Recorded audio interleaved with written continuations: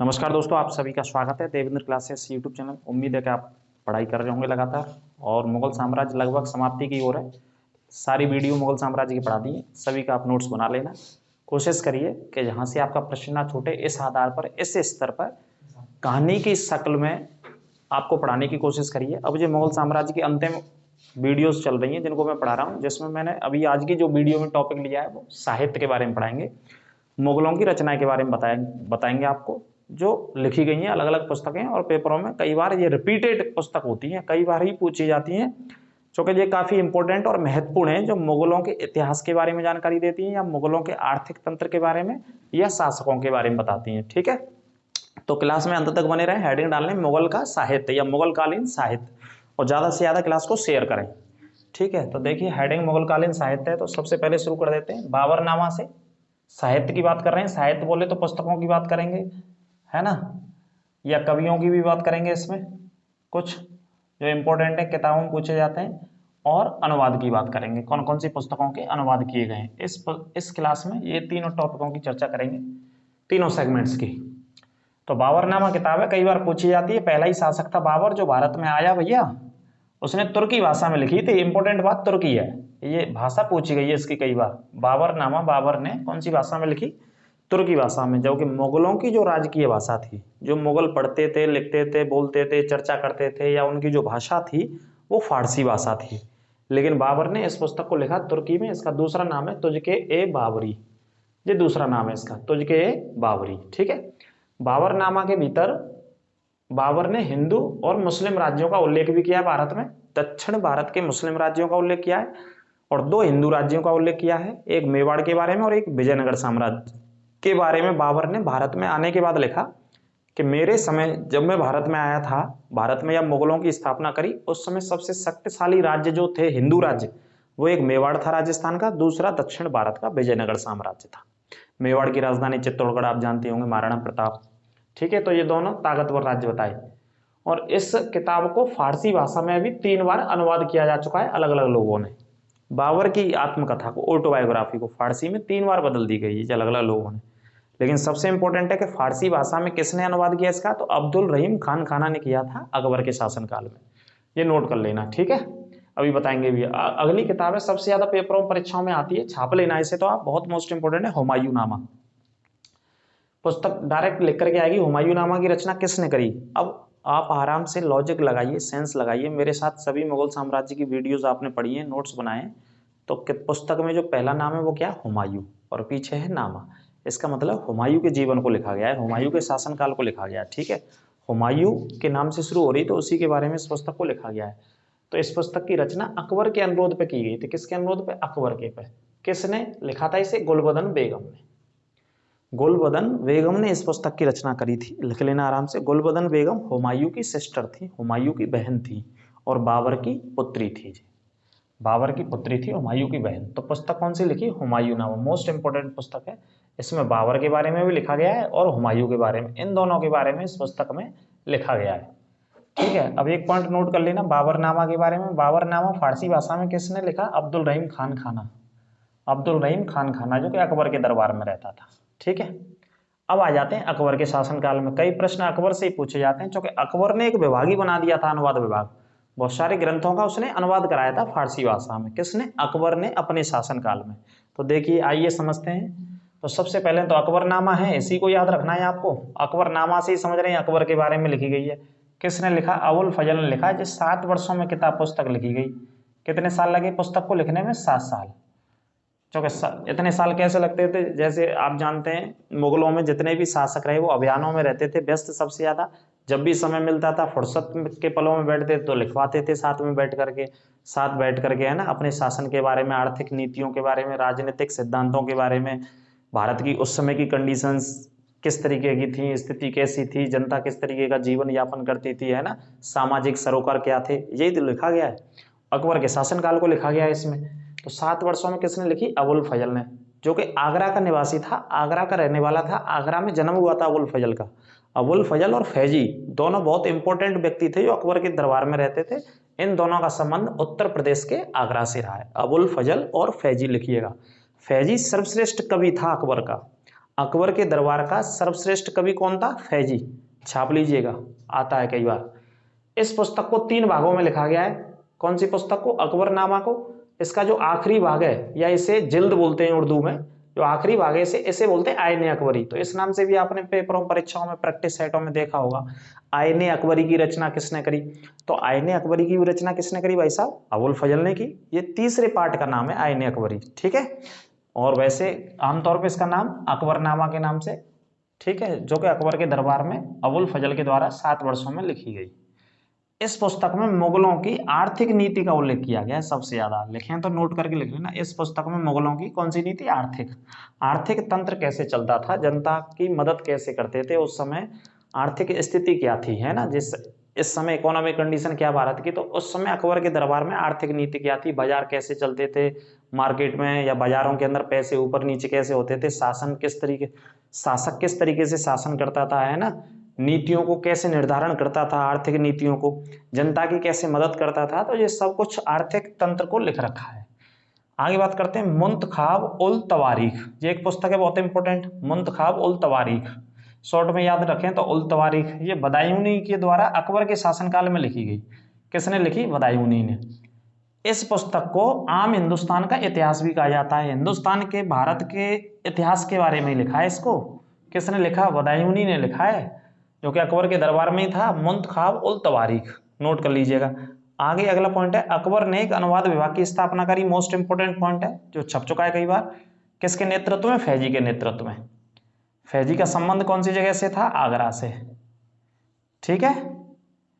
तो अनुवाद विभाग की स्थापना अकबर ने करी और किसी मुगल शासक ने नहीं करी, अकबर ने की अपने शासनकाल में। अकबर के दरबार का श्रेष्ठ कवि कौन था, राजकवि कौन था? फैजी था।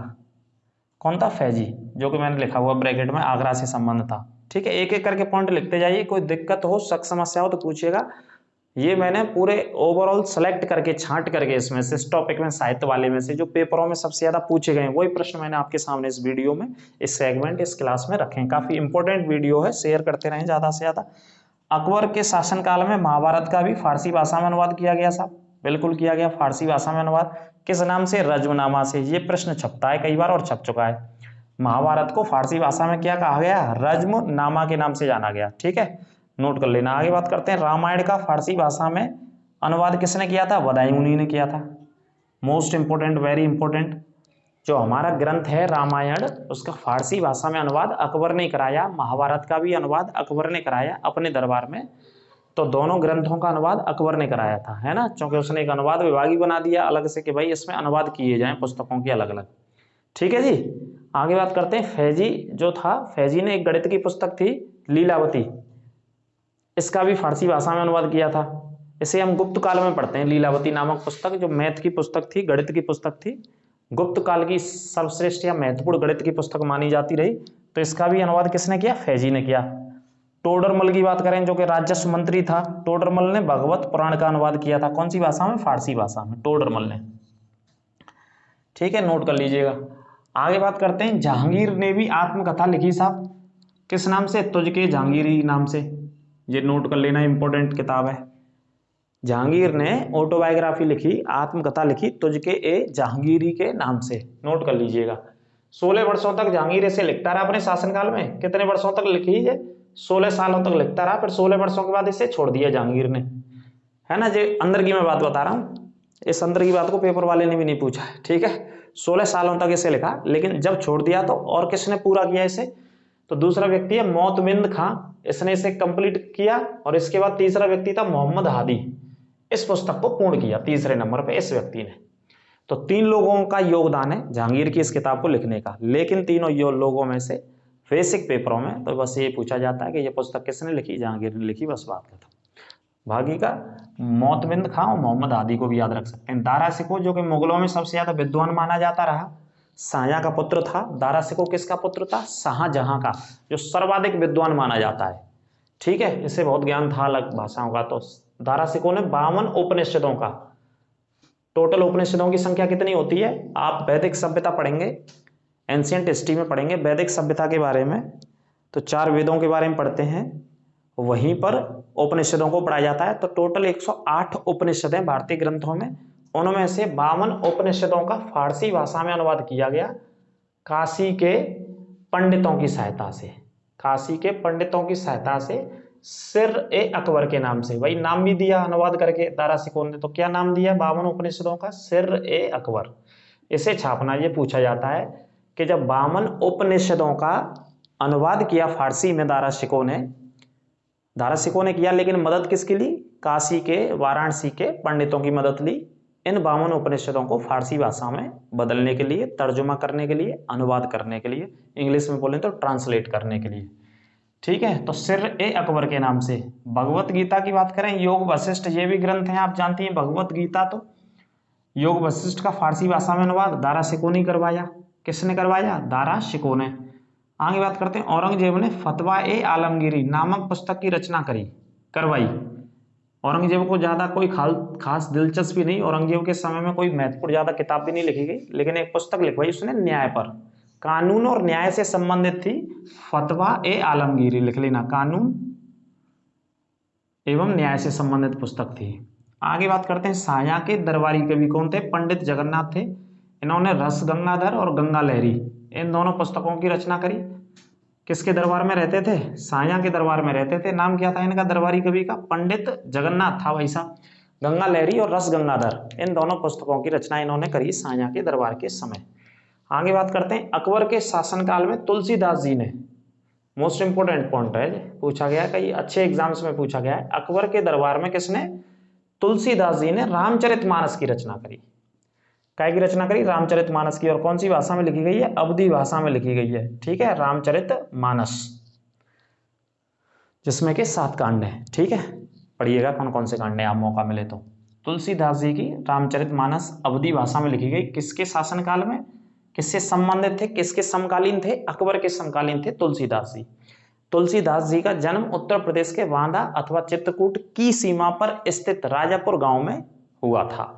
इस बात को भी आप जानकारी रखिए। ठीक है, आगे बात करते हैं, जहांगीर के शासन में अष्टछाप के सर्वश्रेष्ठ कवि थे। अष्टछाप मतलब 8 कवियों में सर्वश्रेष्ठ कवि थे सूरदास। अष्टछाप बोलते हैं हिंदी में इस शब्द को। अष्टछाप का मतलब 8 कवि थे, 8 कवियों में सर्वश्रेष्ठ कवि थे सूरदास। तो अष्टछाप का सर्वश्रेष्ठ कवि किसे कहा जाता है? सूरदास जी को कहा जाता है। तो जहांगीर के समय में, जब जहांगीर दिल्ली पे शासन कर रहा था उस समय सूरदास जी ने सूरसागर नामक रचना लिखी, माफ कीजिए, सूरसागर कृति को लिखा, रचना को लिखा। कृति भी बोलते हैं, रचना भी बोलते हैं, है ना। किसने लिखा? सूरदास जी ने। उस समय शासन में कौन था? जहांगीर शासन में था। ठीक है, आगे अगला पॉइंट है, मोहम्मद शाह एक शासक था जिसने सबसे पहले मुगलों में उर्दू भाषा को प्रश्रय दिया या उर्दू को स्थान दिया। पूरे मुगल काल में अगर हम पढ़ें कि उर्दू को किसने स्थान दिया अपने शासनकाल में, तो मोहम्मद शाह ने। इससे पहले मुगलों में या इसके बाद मुगलों में फारसी भाषा का ही उल्लेख मिलता है, लेकिन इसने उर्दू को दिया। मोहम्मद शाह रंगीला इसे पढ़ते हैं। इसी के समय में नादिर शाह ने आक्रमण किया था 1739 में, करनाल की लड़ाई जो पढ़ते हैं। इसमें वो 15 करोड़ रुपए नगद लूट के ले गया, कोहिनूर का हीरा लूट के ले गया, और शाहजहां ने बनवाया था तख्त-ए-ताउस दिल्ली में, जिसपे शाहजहां खुद बैठा करता था, जो कि हीरे जवाहरात से जड़ा हुआ था। वो तख्त-ए-ताउस उसको भी लूट ले गया और बहुत सारे लोगों को मार गया था। ईरान से आया था आक्रमणकारी, किसके दरबार में, किसके शासनकाल में? मोहम्मद शाह के में। इसने उर्दू को प्रश्रय दिया, ये पॉइंट मैंने बताया। मलिक मोहम्मद जायसी तो आपने पढ़ी रखे होंगे। मलिक मोहम्मद जायसी उत्तर प्रदेश के रहने वाले थे। मैं आपको बताऊं कहाँ के रहने वाले थे? उत्तर प्रदेश के। इनकी एक रचना जो सबसे ज्यादा पूछी जाती है, पद्मावत। इसी पर पद्मावती मूवी भी बनाई गई संजय लीला भंसाली डायरेक्टर के द्वारा, निर्देशक के द्वारा। उस पर बहुत सारा विवाद भी हुआ था, क्योंकि कैरेक्टर उसने जो रूपरेखा थी, पृष्ठभूमि थी, इतिहास से छेड़छाड़ करके ऐसा मानते हैं कि दिखाया गया उसमें, जो कि ठीक नहीं लगा वहाँ की रियासतों को। आज भी राजस्थान के अलग अलग राजघरानों में पीढ़ी दर पीढ़ी जो वहाँ के राजा थे, जैसे मेवाड़ की बात करें या चित्तौड़गढ़ की बात करें या उदयपुर की बात करें, अलग अलग अभी भी पीढ़ी दर पीढ़ी शासन में काम कर रहे हैं। वो शासन का मतलब पीढ़ी दर पीढ़ी चल रहा है उनका काम। ठीक है, तो मलिक मोहम्मद जायसी उत्तर प्रदेश के तो रहने वाले हैं। इस पॉइंट को नोट कीजिएगा आप। शेरशाह के शासनकाल में इन्होंने पद्मावत किताब लिखी। किसके शासनकाल में लिखी? शेरशाह सूरी के शासनकाल में। शेरशाह सूरी ने हुमायूं को हरा दिया 1539 और 1540। 1539 चौसा की लड़ाई में, 1540 बिलग्राम कन्नौज की लड़ाई में, और वो भाग गया। 15 साल बाहर रहा, अफगानिस्तान ईरान इधर उधर भटकता रहा, मदद मांगता रहा अपने भाइयों से, ईरान के शासकों से, अन्य अन्य लोगों से। उस बीच में दिल्ली की गद्दी पर कौन बैठा? शेरशाह सूरी। तो शेरशाह सूरी के समय ही लगभग, मैं वर्ष की बात करूं तो 1545 में इस पुस्तक को लिखा गया। कब लिखा गया? 1545। तो पद्मावत याद रखना किसने लिखा? मलिक मोहम्मद जायसी ने। ठीक है, उत्तर प्रदेश के रहने वाले। जहांगीर का सर्वश्रेष्ठ कवि कौन था जहांगीर के दरबार का? केशवदास, जो संस्कृत के विद्वान भी थे। ठीक है, ये एक पॉइंट मैंने अलग से लिखा है। औरंगजेब की पुत्री, ये प्रश्न पूछा गया, मैंने लिया है, ये उठाया है आपसे। एसएससी की बहुत सारी परीक्षाओं कई बार पूछा है, और भी अलग पीसीएस जैसी परीक्षाओं पूछा है। औरंगजेब की पुत्री का नाम जैबुनिसा। इसने दिल्ली में एक स्कूल बनवाया, पुस्तकालय बनवाया, जिसका नाम था बैतुल उल उलूम। इसे लिख लेना, क्या बनवाया था? जैबुनिसा ने। पहले तो ये याद रखना, औरंगजेब की पुत्री का नाम जैबुनिसा, जिसने दिल्ली में एक स्थापित कराया।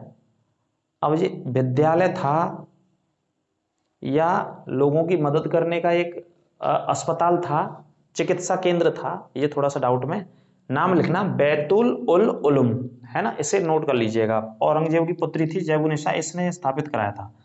अकबर ने अब्दुस समद अकबर के दरबार का चित्रकार था, चित्रकारी में रहता था। अब्दुस समद को सीरी कलम की उपाधि से सम्मानित किया था। कौन सी उपाधि से? सीरी कलम की उपाधि से।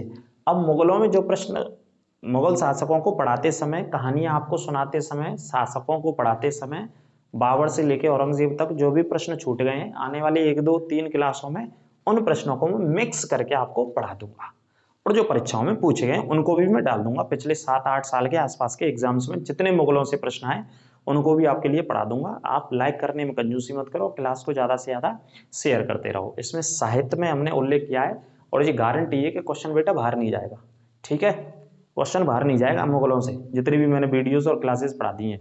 तो पढ़ते रहिए, नोट्स बनाते रहिए। अब इसके अलावा संविधान के टॉपिक पे हम आएंगे मुगल को खत्म करके, क्योंकि संविधान की 10-12 क्लास ही मैं अभी पढ़ा पाया हूँ, और यूपी SSS पैट की क्लास भी मैं बहुत जल्दी शुरू करूंगा, क्योंकि 29 अक्टूबर का एग्जाम है। जीएस 50 नंबर की आ रही है। कोशिश मैं करूंगा अलग अलग जो 5-5 पार्ट के नंबर के टॉपिक हैं, वैसे आपको पता है टॉपिक तो बहुत सारे हैं, जैसे 5 नंबर में यूपी SSS पैट की जो परीक्षा है उसमें सिलेबस में 5 मार्क्स में क्या लिख रखा है? सिंधु घाटी की सभ्यता पढ़ो, वैदिक सभ्यता पढ़िए, जैन धर्म को पढ़िए, बौद्ध धर्म को पढ़िए, 16 महाजनपदों को पढ़िए, गुप्त साम्राज्य को पढ़िए, मौर्य साम्राज्य को पढ़िए, हर्षवर्धन के बारे में पढ़िए, कनिष्क के बारे में पढ़िए, है ना, राजपूत काल के बारे में पढ़िए। ये पूरा 5 नंबर में दे रखा है, आप पढ़ो 5 नंबर में। कितना पढ़ोगे? तो हमारी कोशिश रहेगी, संकट हमारे सामने भी रहते हैं बहुत सारे, क्योंकि एक एक टॉपिक बहुत ज़्यादा बड़ा है, बहुत ज़्यादा बड़ा है। अब 5 नंबर आने हैं, अब कौन से 5 नंबर आएंगे, है ना, क्योंकि विस्तार तो बहुत सारा है, लेकिन फिर भी कोशिश करेंगे। आप टेंशन ना लें बिल्कुल भी, आपके लिए यूपी SSS पैट की परीक्षा कक्षाओं को पढ़ाने की क्लासेस को जल्दी शुरू करेंगे आपके लिए। ठीक है, लेकिन तब तक आप प्रैक्टिस करते रहिए। तो सीरी कलम की उपाधि अकबर ने इनको दी थी। तानसेन ग्वालियर के रहने वाले थे, अकबर के दरबार में रहते थे। कहाँ के रहने वाले थे? तानसेन ग्वालियर के, अकबर के दरबार में रहते थे, जाने माने कवि थे। इनको एक उपाधि दी थी, कंठाभरण विलास की उपाधि से सम्मानित किया था। कौन सी उपाधि से सम्मानित किया था? कंठाभरण विलास की उपाधि से। किसको? तानसेन को। तानसेन का मकबरा भी कहाँ स्थित है? ग्वालियर में स्थित है तानसेन का। शेरशाह सूरी का मकबरा कहाँ है? सासाराम में स्थित है, बिहार के सासाराम में। ठीक है, सूरवंश की जिसने स्थापना करी, जिसके शासनकाल में मलिक मोहम्मद जायसी ने पद्मावत नामक पुस्तक को लिखा। ठीक है, महत्वपूर्ण पुस्तक को लिखा जो कि परीक्षाओं में आती है। तुलसीदास जी ने रामचरितमानस को लिखा अकबर के शासनकाल के समय में। ठीक है, जहांगीर के शासनकाल के समय में सूरदास जी ने जो अष्टछाप के 8 कवि थे, उनमें सर्वश्रेष्ठ कवि का उल्लेख में सूरदास जी को हम पढ़ते हैं। सूरदास जी ने सूरसागर नामक रचना को लिखा। सूरदास जी की भी अनेकों रचनाएं, उनको आप पढ़िए हिंदी के हिसाब से, और तुलसीदास जी की भी अनेकों रचनाएं हैं। ठीक है, तो ये साहित्य पर आधारित हमारा एक सेगमेंट था, वीडियो थी। आपको कैसा लगा आप कमेंट के माध्यम से अवश्य बताइएगा, और जो भी छूट रहा है उसे छूटने देंगे। कोशिश करेंगे कि सभी का मिश्रण करके आने वाली 1-2 क्लासों में आपको और बेहतरीन तरीके से, बेहतर से और बेहतर जो हम पढ़ा सकते हैं वो कोशिश करेंगे। यूपी SSS पैट की भी क्लास बहुत जल्दी डालेंगे, और संविधान की क्लासेस जो बंद हो गई हैं उन्हें दोबारा से शुरू कर देंगे, श्री गणेश कर देंगे संविधान को पढ़ाना। तो चिंता ना करें, जुड़े रहें चैनल से पूरे उत्साह और एनर्जी के साथ, पूरा जज्बा बनाए रखो। बहुत जल्दी नोटिफिकेशंस आपके सामने आ जाएंगे। 2024 का इलेक्शन है, तो आप चिंता ना करें। जिनके दिमाग में ये नेगेटिव फीलिंग आ रही है कि नई वैकेंसी आनी है, तो वैकेंसी आने का मतलब ये है कि नोटिफिकेशन कब हो जाए, कभी भी आ जाएगा। तुम्हारी तैयारी कितनी है तुम ये देख लो अपने आप में, कितनी तुम्हारी तैयारी है। तुम उससे एक पोस्ट को ले सकते हो कि नहीं ले सकते हो, वो देखना है आपको, ना कि ये इंतजार करना है कि नोटिफिकेशन कब। इसमें मैं गारंटी से इस वजह से बता रहा हूँ कि लोकसभा का चुनाव है ऊपर, सरकारों को जीतना होता है सभी को, और जो वर्तमान केंद्र में सरकार है वो आपको पता है भारतीय जनता पार्टी की, उत्तर प्रदेश में भी भारतीय जनता पार्टी की है।